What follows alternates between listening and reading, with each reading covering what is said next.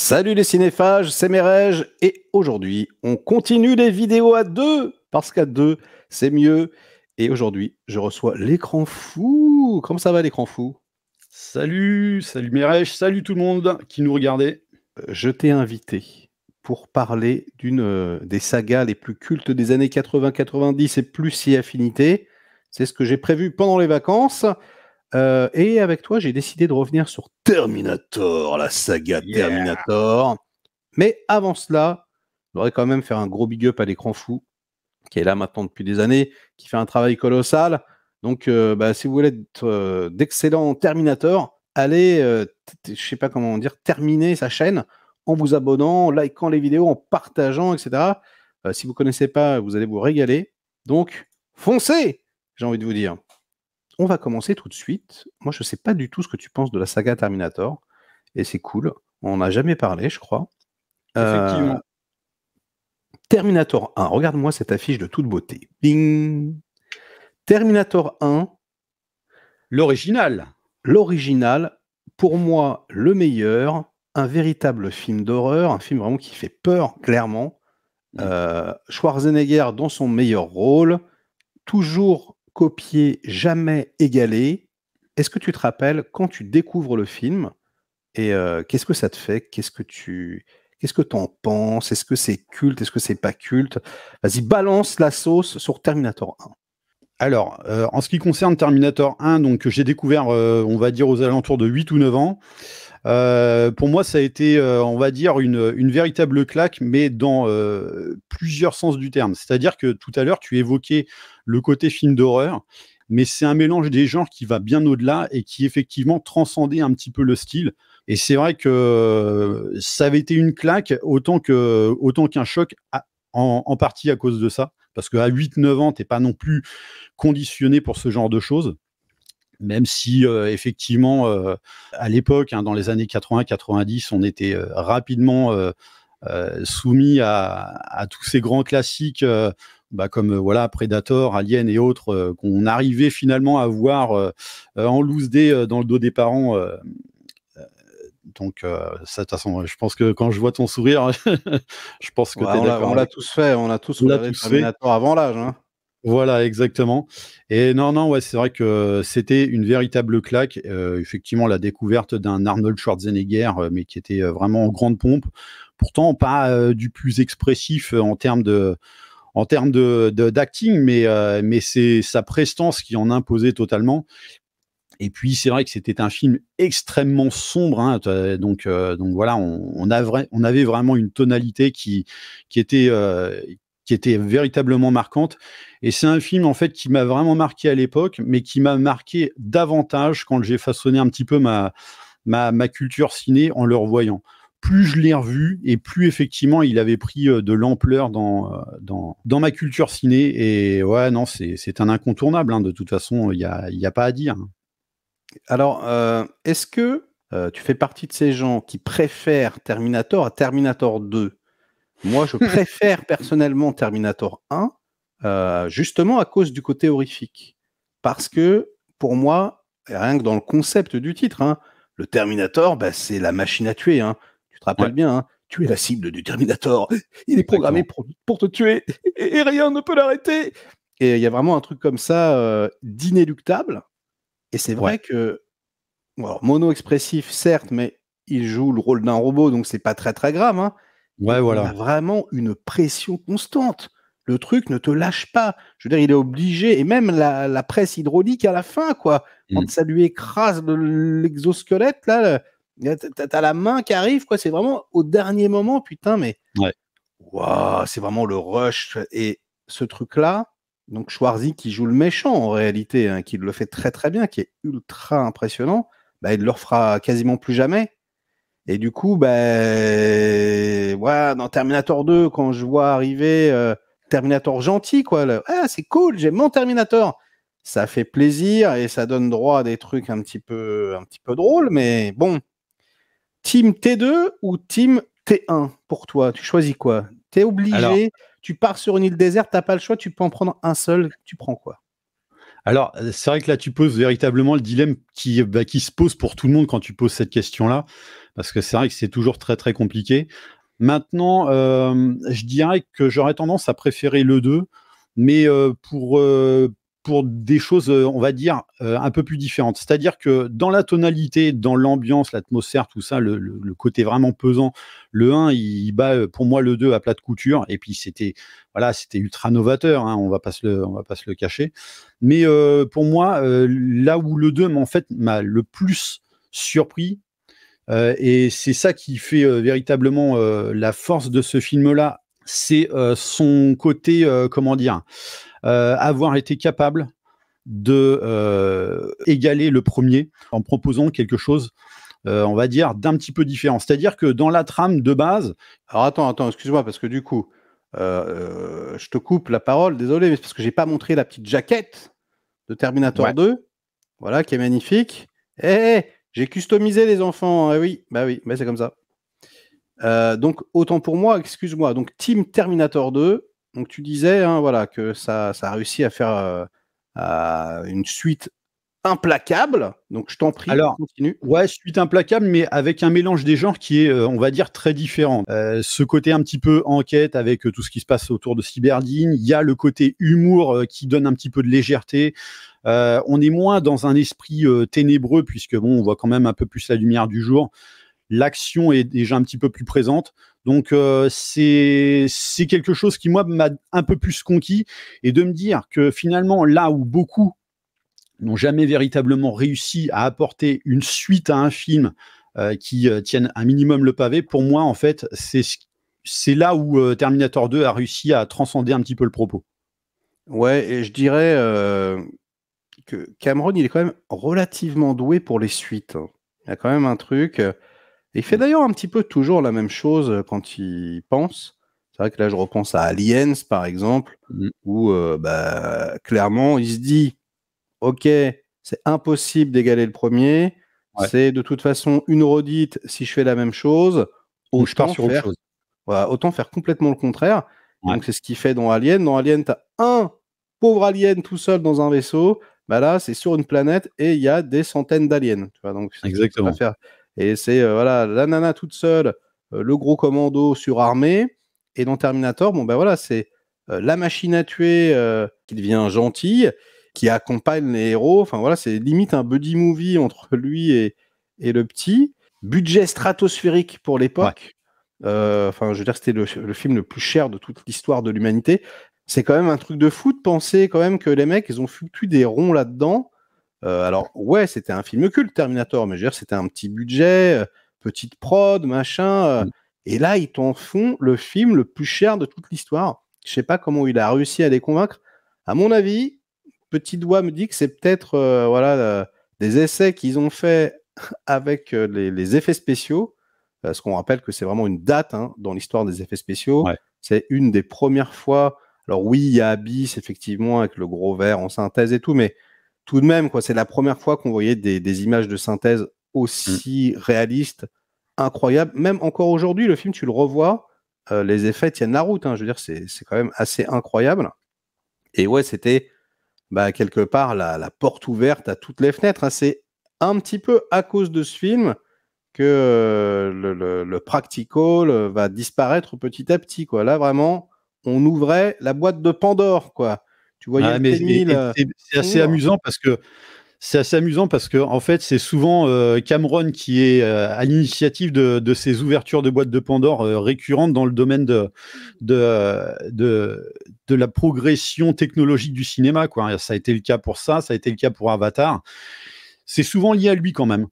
C'est vrai, c'est vrai. Il a remis la 3D au goût du jour, on peut le dire Ouais, dans tous les sens du terme. Bon, il y a Zemeckis aussi, hein, ouais, il y qui est avait pas, Zemeckis en son qui est temps, pas bien sûr. mauvais. Ouais. Mais c'est vrai que moi, j'ai souvenir, en plus, à l'époque de Terminator 2, avant même qu'il sorte, je me rappelais les quelques émissions de télévision que nous, on avait à notre époque, hein, qui en faisaient énormément la promo, qui montrait justement un petit peu les making-of, où on voyait effectivement le T-1000 se former dans les couloirs de l'asile psychiatrique et tout. Et là, on se disait, oh là là, mais ça a l'air incroyable, c'était du jamais vu, quoi. On n'avait jamais vu ça. Ah non, c'était complètement estomacant. Et je sais pas si tu te rappelles, le teaser de Terminator 2, qui était carrément un petit court-métrage en soi, Oui, avec la fabrication du la T800, fabrication comme ça. des robots, ouais. Ouais, c'était génial. Ça aussi, ça, on C'était ne fait énorme. plus aujourd'hui, ça. Non, Hein, non, non, non, ça se fait quasiment plus. c'est vrai que ça devient des pièces de collection, quoi, un petit Mmh. peu le truc. Ouais, Bon, ouais. on peut le dire, hein, T2, je remonte un petit peu parce que je la trouve magnifique. On peut le dire. Et avec Schwarzenegger sur la jaquette, hein. C'est pas Stallone, hein. Non, non, non, non, c'est bien Schwarzy. Bah, c'est quasiment un film parfait, quoi. Je veux dire, il y a zéro défaut. C'est tellement bien filmé, c'est tellement bien rythmé. C'est des acteurs au sommet, j'ai envie de te Ouais, dire. Schwarzy, il n'a jamais été aussi magnifique que dans ce film. Ça n'a absolument pas du tout vieilli. C'est-à-dire que tu le revois aujourd'hui, tu as l'impression que ça a été filmé la semaine dernière. Tout est mais implacable. Même le scénario, j'ai envie de dire, parce que c'est vrai que c'est des voyages dans le temps. Hein. Si tu commences à regarder à la loupe, même le 1, tu vois que ça se ouais. mord un peu la queue. Tu te dis comment, si c'est le fils de Kyle, Ouais, c'est comment ça. il a réussi à renvoyer le truc. Enfin, tu vois, il y a toujours. Alors que dans le 2, bon, bah, en partant du principe que le 1 est logique, ce qui n'est pas le cas, hein, mais je veux dire, bon, il n'y a pas de défaut, quoi. Le truc est vraiment Ouais, ouais. parfait. Et j'ai envie de te dire, le seul défaut qu'il y avait, c'était la fin alternative. Je sais pas si tu te rappelles, avec la Oui. vieille Sarah Connor dégueulasse, là, avec Ouais. un masque en latex tout pourri, qui faisait que, bon, bah voilà, ça terminait le film de façon positive, mais bon, voilà, sur une impression Ouais. un petit peu étrange. Bah, et voilà, il trouve une autre fin, la route, avec cette phrase, c'est magnifique. Enfin, voilà, un film absolument phénoménal, on va pas se mentir. Donc, Ouais, c'est d'ailleurs, vrai. sur IMDb, il a la meilleure note. Hein. Terminator, le premier, à 8,1, ce qui est une note pharaonique, hein, pour ce site. Mais le 2 à 8,6. Donc c'est encore mieux. C'est la giganote. Cameron est vraiment au sommet. Franchement, c'est assez irréprochable. Mais j'ai envie de te dire, est-ce que c'est le cas pour Terminator 3? Alors attends, on la voit mal. Ah voilà, c'est un peu mieux. Le soulèvement des machines. Toujours avec Arnold Schwarzenegger, juste avant son virage politique. On change tout le casting, hormis Ouais, lui. On bute Sarah Connor. On change même de John Connor, hein, puisqu'il est parti ouais, dans les limbes de la drogue. On engage Jonathan Mostow, qui est un bon réalisateur, hein, qui a réalisé un oui, ça. U571 de toute beauté, par exemple. C'est plus les mêmes producteurs, enfin voilà. Nanana. Et puis donc Nick Stahl Ah ouais. en John Connor. Alors moi, ça restera toujours un mystère. Hein. J'aimais bien Carnival et tout, mais je trouve qu'il ressemble pas du tout à John Connor. Ouais, ouais, oui, Le complètement. film sort, je le vois. Je trouve que ils ont repris alors la même équipe de cascadeurs, etc. Je trouve qu'au niveau de l'action, les grosses poursuites en camtar, etc., il y a de l'idée. Et j'ai Ouais, même envie de te complètement. dire, Schwarzenegger, il fait encore la blague. Je trouve qu'il est plutôt pas mal et que il est assez impressionnant, même si c'est quand même une repompée du 2. Pour le Ouais, coup, il n'y a pas vraiment d'originalité. Et c'est dommage d'ailleurs, parce que à un moment donné, tu sais, il se dérègle, il était à la fois gentil et à la fois méchant. Je trouve qu'ils auraient dû faire ça plus tôt et peut-être, tu vois, le faire vriller à un moment donné pour qu'il redevienne une machine à tuer. C'était un bon concept. Je trouve dommage qu'il ne l'ait pas poussé plus loin. On a mmh, également une Terminatrix, et je pense que c'est ça le point fort du film. Moi, hein. Kristanna Loken, donc, qui fait le Terminator féminin, et du coup, il y a une vraie lecture combat homme-femme qui se foutent ouais. sur la gueule. Même, je sais pas si tu te rappelles, une énorme scène dans les toilettes. Tu vois, donc Ouais, c'est ça. Ouais, ouais. c'est vraiment excellent, tu vois, où ils se pètent la gueule partout et tout. Il y a en plus une prise de risque, je trouve, dans le scénario, parce que vraiment, tu te rappelles la fin où en gros, on te dit non, non, mais les gars, en fait, le jugement dernier, c'est inévitable. C'est Donc, inévitable, ouais. voilà, vous pourrez faire ce que vous voulez, alors que le 2 était plein d'espoir, quoi. Justement, il Mmh. disait le futur n'est pas écrit. Et en fait, on passe de le futur n'est pas écrit du 2 à si, si, c'est écrit, c'est mort. Vous ne Mmh. pouvez pas faire autrement. Du coup, c'était assez surprenant ça. En tant que spectateur, tu peux pas vraiment l'anticiper, je pense. Et j'imagine, alors tu me diras, mais moi j'ai vraiment été assez marqué, secoué par la fin. Donc globalement, j'aime quand même bien le film, même si on est vraiment très en dessous, mais ça Ouais. reste quand même voilà, spectaculaire et assez haletant. Mais c'est le miscast, moi, pour moi, de John Connor et de sa nana, là, qui sont pas du tout, mais alors crédibles, une miette. Et puis le dernier acte, quand même, qui tombe un peu à plat, même si c'est Stan Winston qui refait les trucs, les gros robots. C'est un film un peu qui, aujourd'hui, contrairement aux deux, a assez vieilli. C'est un peu de cheapos. C'est voilà, c'est un. Tu sens que ça le fait pas, quoi. Tu te sens que ça a été fait un peu pour le pognon, que les mecs, ils Ah étaient oui, complètement. concernés, mais qu'ils n'ont pas réfléchi comme Cameron, quoi. C'est pas du tout consolidé de la même façon. Et c'est vrai que là, des années après, 2003, il est sorti, hein, ça prend la flotte de toutes parts. Et finalement, tu vois, le film a 6,3 sur IMDb, ce qui est en fait la note, la même note pour tous les autres Terminator. Ils ont tous 6, quelque chose. Toi, qu'est-ce que tu penses de T3? Tu le vois, tu l'attends, tu te dis que ça va être ridicule, il se passe quoi? Moi, le jour où j'avais vu la bande-annonce, c'est un film que j'avais pas mal attendu. Quand j'avais vu la bande-annonce, effectivement, ça me bottait pas mal. L'idée, en plus, de Christiana Loken dans le rôle titre, moi, ça m'emballait plutôt pas mal. Bon, bah, Jonathan Mostow, j'avais pas spécialement peur, hein, au contraire, comme tu as cité, il avait quand même un background qui pouvait, amener à ce genre d'orientation filmographique. Après, moi, effectivement, là où je tiquais, c'était bah, les personnages interprétés donc par Nick Stahl ou encore bah, Claire Danes. Hein, moi, pour moi, c'est pas possible. C'est vraiment aux antipodes de ce qui était notamment Édouard Furlong et compagnie. Et puis Même même sur le... l'acteur, tu sais, qui faisait John Connor dans le 2, tu vois, qui avait une tête de Ouais, badass. Là, il te remonte la même scène, mais avec ouais, un Nick Stahl maquillé tout cheap. ouais, Là, tu y crois pas. Tu Ah, y c'est pas crois pas un possible. instant. Et puis, et c'est surtout que, alors bon, faut quand même le préciser, c'est que les scénaristes, donc c'est Brancato et puis Ferris, donc qui en plus vont scénariser d'autres opus, qui sont pas non plus des scénaristes du feu de Dieu. Hein. Et effectivement, quand tu regardes le film, parce que bon, moi quand j'avais vu la bande-annonce, tu sentais que il y avait une petite proposition d'action, tout ça, ça avait moyen d'être sympa.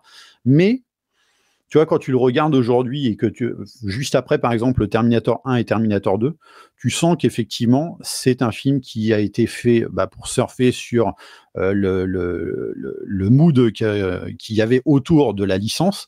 Mais esthétiquement, tu retrouves pas le côté vraiment un petit peu à la James Cameron. Tu vois, tu disais dans le 1, donc il y avait cette atmosphère horrifique, c'était très très noir. Dans le 2, moi je me rappelle effectivement de ce grain un petit peu désaturé de l'image qui donnait vraiment une note presque un peu auteuriste, tu vois, où le mec en fait il était vraiment maître de son travail. Et là en fait, on se retrouvait avec une image qui était bah, lambda, vraiment du blockbuster lambda quoi. Ça avait pas une patine particulière qui permettrait d'amener le film à un step au-dessus de n'importe quel autre blockbuster de l'époque.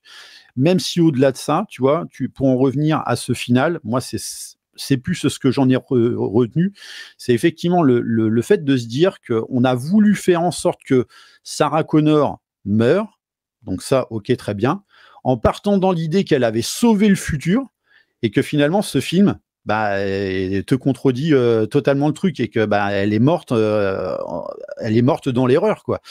Et moi cette fin vraiment c'est le seul choc que j'ai eu de ce film là.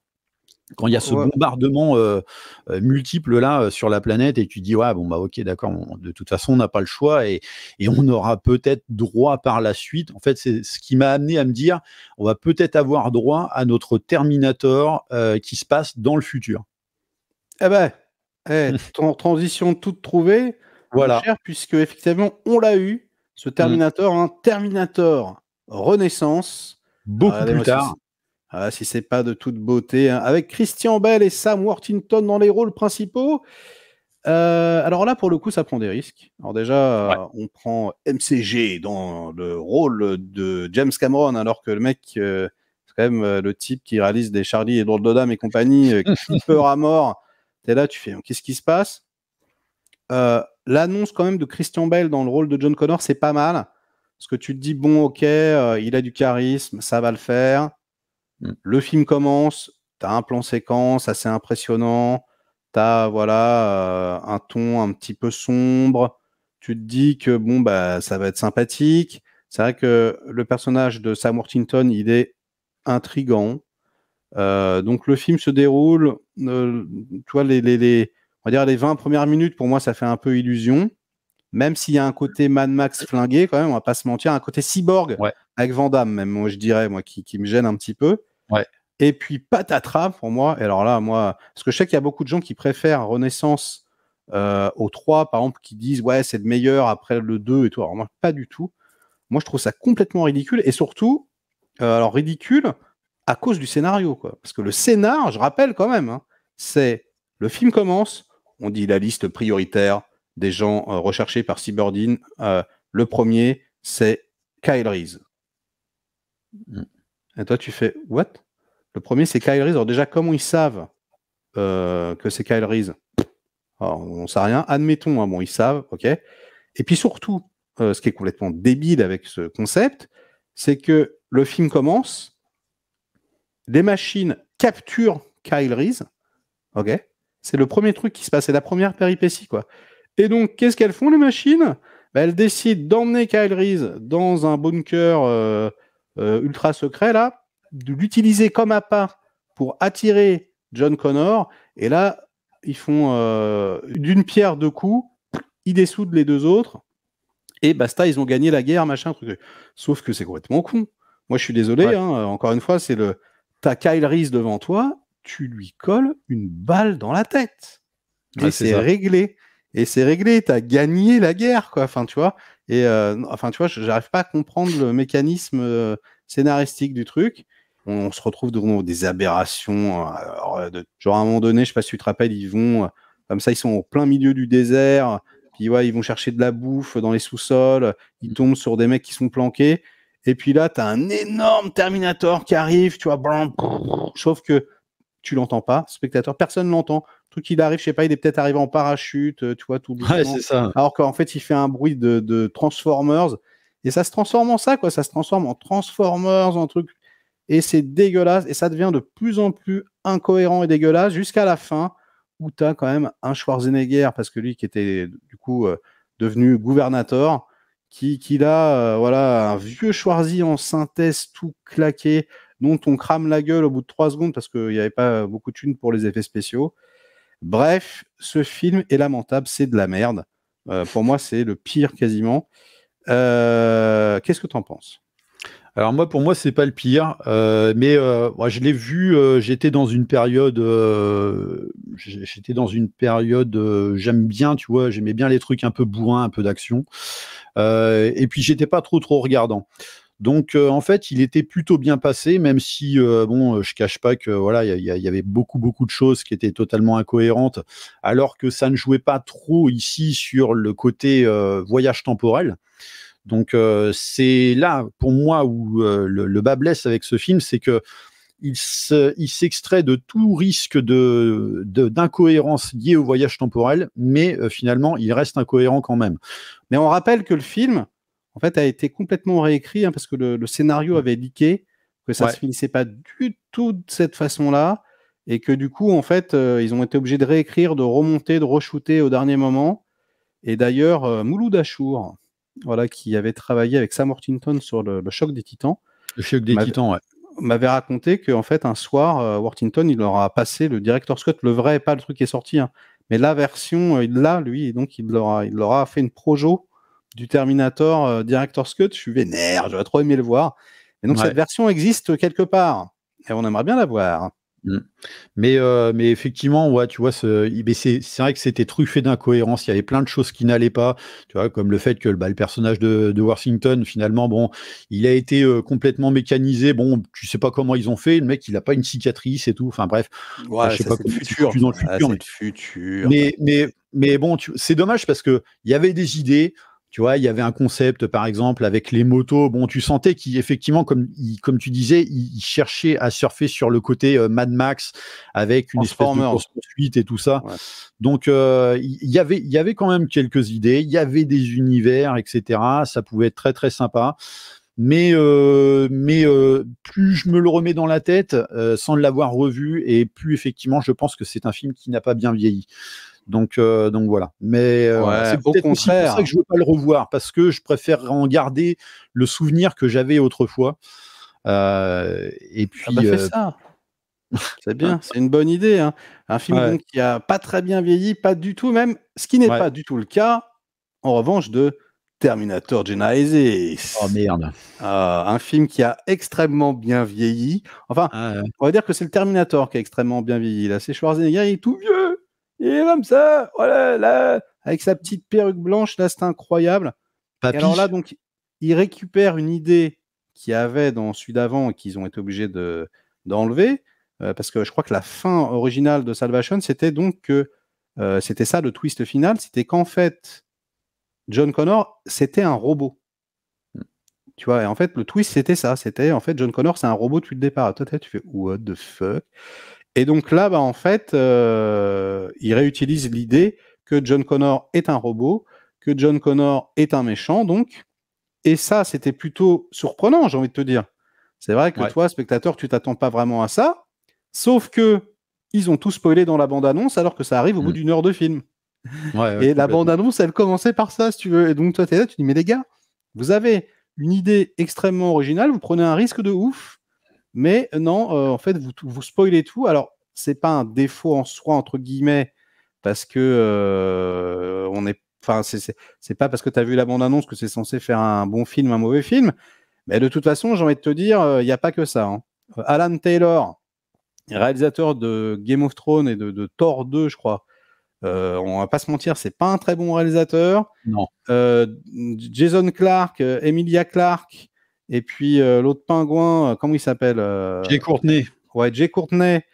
On va pas dire que c'est un trio absolument exceptionnel, loin de là. Alors pour Jason Clarke, ça dépend, parce que bon, mine de rien, il était dans le Ouais. deuxième La planète des singes. Bon, il y a eu des Non, mais bons elle rôles. aussi, elle joue pas mal, mais je veux dire, là, dans le film, c'est bizarre, quand même. Ouais, après j'ai envie de dire, de toute façon, dès lors que tu as un acteur de Game of Thrones, de toute façon c'est devenu une règle, hein. Dès lors que tu as un acteur de Game of Thrones dedans et Jay Courtney, en général, c'est pas bon signe. Donc voilà. Et finalement, ce film ne déroge pas à la règle. Mais ouais, non, mais ouais, c'est le casting, Bah, c'est quand même laborieux. non, on va dire que ce qui était amusant, c'est que ça soit en 3D. Il y avait donc voilà le fait de revenir sur les éléments du 1, sauf que tu pouvais pas vraiment revenir dessus parce qu'ils n'avaient pas de thunes pour prendre les mêmes comédiens. Donc, en fait, ils refont, donc ils reprennent un T-1000, donc ils prennent l'acteur coréen dont je me rappelle plus le nom, mais que j'aime beaucoup quand même, qui fait le job, hein, mais bon, qui est pas Robert Patrick. Ouais, Jay Courtney, donc hein, c'est bien connu dans le futur. Bah, quand tu vis comme un rat, comme un animal en cage, t'es musclé et protéiné, hein, c'est c'est ça. normal, tout va bien, tu vois. Et puis il y a encore des aberrations scénaristiques, genre ils envoient les gens dans le futur et hop, bah non, ils sont toujours là. Bah non, non, quand on voit quelqu'un dans le futur et que tu changes, non, tu le vois Ouais, non, disparaître. mais Je veux dire, c'est la base de base. Mais là, non, là, ils te font. Ah oui, parce que c'est ça qui est incroyable dans Genesis, c'est qu'ils changent les règles du futur. Ils font ouais, c'est ouais, ça. mais en fait, non, en fait, quand tu vas dans le futur, tu crées des lignes. Ouais, tu crées des lignes temporelles et donc, ok. Alors admettons que ce soit vrai. Donc quand tu vas dans le futur, en fait, tu crées une autre ligne. Ok. Du coup, ça ne sert à rien de voyager dans le temps. Du coup, en fait, si tu veux sauver ta planète, bah, tu sauves rien du tout parce que tu vas créer une autre ligne temporelle. Alors tu pourras peut-être sauver ta ligne temporelle à toi. Égoïstement, toi, tu pourras vivre tout seul dans un monde cool. Mais en revanche, dans ta ligne temporelle à toi, ils vont tous continuer à se faire canarder et à crever comme des rats. Donc c'est vraiment le truc ne sert à rien du tout, quoi. Bah, Euh, c'est ça. Schwarzy, il est un petit peu ridicule quand même, on va pas se mentir. Ouais. Et Ouais. puis à la fin, alors ça c'est génial. Pour moi, c'est vraiment le truc le mieux. Je sais pas si tu te rappelles, il devient Terminator en métal liquide quand même. Et Ouais. là, blub, blub, blub. Et donc c'était censé peut-être une nouvelle trilogie, un machin, blablabla. Et genre, C'est comme donc ça que ça s'est terminé, hein. ouais, ouais. Et du coup, tu avais je sais plus, le méchant, je sais plus comment il s'appelle, parce que c'est plus Skynet, hein, c'est Genesis, avec un Y, Ouais, parce que voilà, il faut dynamiter le truc. Et puis donc, tu avais voilà, l'apparition du grand méchant à la fin, en scène post-générique, genre en hologramme. Non, je ne suis pas mort. Putain, c'est tellement nul. C'est tellement c'était Matt cheap. Smith en plus. Ouais, c'est Matt Smith, ouais, le méchant. Et, Ouais. euh, et alors là, pour le coup, je pense que c'est le pire. Le pire, c'est Genesis pour moi. C'est pas possible. C'est l'enfer. Ah, il est costaud. En fait, ce qu'il y a, c'est que ce film-là, là où il avait compris une chose, c'est que de toute façon, ce qui devait être raconté par rapport à la franchise Terminator a déjà été raconté et que ça servait à rien de continuer. Donc, notamment avec Terminator 3, Terminator Renaissance, etc. Donc, c'est vrai que la meilleure façon de pouvoir faire perdurer un petit peu la licence, ça aurait été effectivement avec un soft reboot. Donc, ce que fait le film, au final, c'est entre guillemets une sorte de soft reboot. Bon, on sait pas trop, c'est suite, soft, enfin, bon, c'est un mélange de tout, mais en fait, le film lui-même ne sait pas un mélange de quoi précisément. Et moi, je trouve qu'il y avait pas mal d'idées. Ça pouvait être intéressant. Parce que ça avait l'audace de proposer quelque chose, d'amener le truc vers autre chose. Le problème qu'il y a, c'est que ce qu'on oublie de dire, c'est que l'audace, c'est pas forcément synonyme de bonne idée. Et là, en l'occurrence, ce film, il le démontre parfaitement, quoi. Donc, et puis, Ouais, alors, ça peut être un compliment ou pas. Voilà. là, en l'occurrence, je suis pas certain que je puisse en faire un compliment. Et puis, effectivement, comme tu le citais, le coût des lignes temporelles. On exploite finalement un paradoxe qui est totalement l'opposé du paradoxe utilisé par Cameron en son temps dans Terminator 1 et 2. Donc, déjà, si tu veux, on va dire qu'à la base, de toute façon, dans le domaine du cinéma, dès lors que tu tapes dans le voyage temporel, t'as, on va dire, 2 chances sur 3 pour que ça se casse la gueule sur le plan de la cohérence. Et là, ce film, en fait, il n'a pas eu 2 chances sur 3 de se casser la gueule, mais il en a eu 5 sur 3. Et effectivement, il les a toutes attrapées en plein vol, hein, ces chances pour pouvoir en faire n'importe quoi. On va dire la petite pointe d'originalité qui est pas mal, que je trouvais intéressante pour amener le truc un petit peu dans des directions voilà, qui étaient tendancieuses à l'époque, c'est l'exosquelette avec donc ces espèces de comme des nanomachines en fait, hein, qui leur couvrent. Ouais, ouais, ouais. Je trouvais l'idée plutôt originale.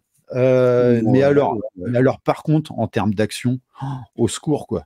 Je repense à la scène du bus scolaire, mais non, mais vous n'avez pas le droit de faire ça quoi. Les bus, le bus qui fait des saltos là, non mais non. Pourtant, c'est la même équipe, hein. C'est la même équipe que d'habitude, mais ouais, là, Ah ouais. ils sont un peu ratés. Ouais. Donc ouais, on va pas se mentir, hein, c'est quand même, Pour moi, ça reste un des pires. on est très très loin de Cameron, mais heureusement, Jess Cameron revient aux affaires puisqu'il produit et il écrit. Et oui, oui, c'est lui qui a écrit. Je sais que ça vous fait mal, mais pourtant, Terminator, Dark Fate, yeah, avec le retour de Linda Hamilton, avec Schwarzenegger, mais qui n'a plus de perruque cette fois, qui est beaucoup plus crédible, qui est beaucoup mieux looké. Là, on va pas se mentir dans celui-là. Un film détesté, conspué par la plupart des gens, sauf par moi, des enfants. Et ouais, moi j'aime bien Terminator Dark Fate. Déjà, Tim Miller, réalisateur de Deadpool, je trouve que il réalise bien.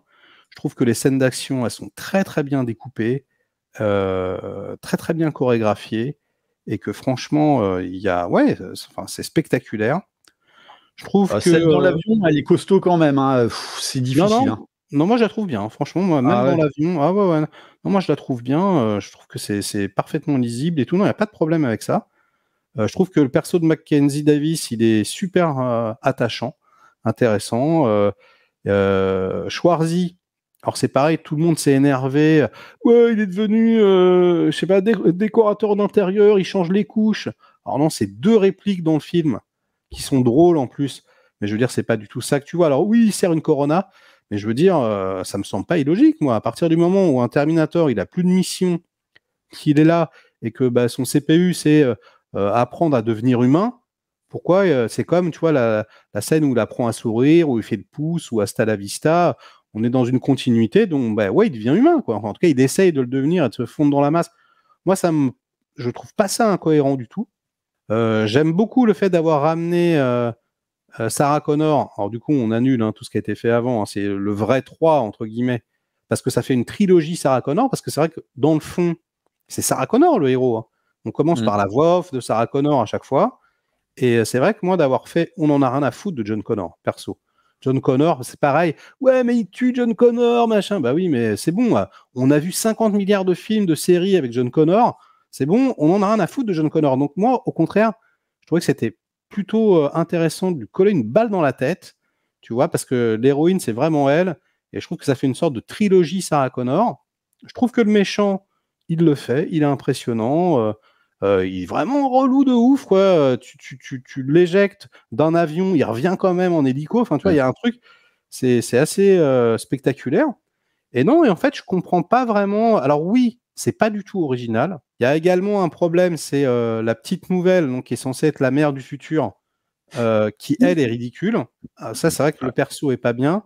Les scènes dans le futur avec elle, justement, qui drive la résistance, c'est nul. Ça marche pas du tout. Ça, c'est vraiment Natalia Reyes, Dani Ramos, le perso. C'est vraiment un truc qui marche pas dans le film. Je le reconnais.